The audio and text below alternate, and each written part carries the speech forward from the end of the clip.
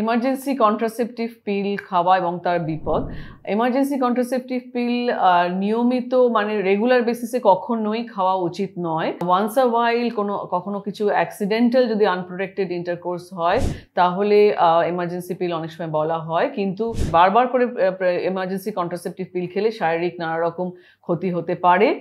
এতে খুব হাই ডোজে যে কন্ট্রাসেপশন থাকে, যার ফলে পিরিয়ডসে বেশ ইরেগুলার হয়ে যায়। এটা মনে রাখতে হবে, এমার্জেন্সি কন্ট্রাসেপটিভ পিল কিন্তু 100% সাকসেসফুল কখনোই নয়। এটা বলা হয় 72 ঘন্টার বা আনপ্রোটেক্টেড ইন্টারকোর্সের 72 ঘন্টার ভেতর খাওয়ার কথা, কিন্তু যত তাড়াতাড়ি খাওয়া যায়, যত 24 ঘন্টার মধ্যে খেলে আরও বেশি এফেক্টিভ হয়। সেখানেও যতই তাড়াতাড়ি খাওয়া হোক না কেন, এটাতে একটা চান্স অফ ফেলিয়ার আছে। ফলে পিরিয়ডস ডিলেড হলে, পিরিয়ড ইরেগুলারিটি হলে সেখানে অবশ্যই প্রেগনেন্সি টেস্ট পরে করে নেওয়া উচিত। রেগুলার কন্ট্রাসেপশন হিসেবে এমার্জেন্সি কন্ট্রাসেপটিভ পিল কখনোই অ্যাডভাইজেবল নয়।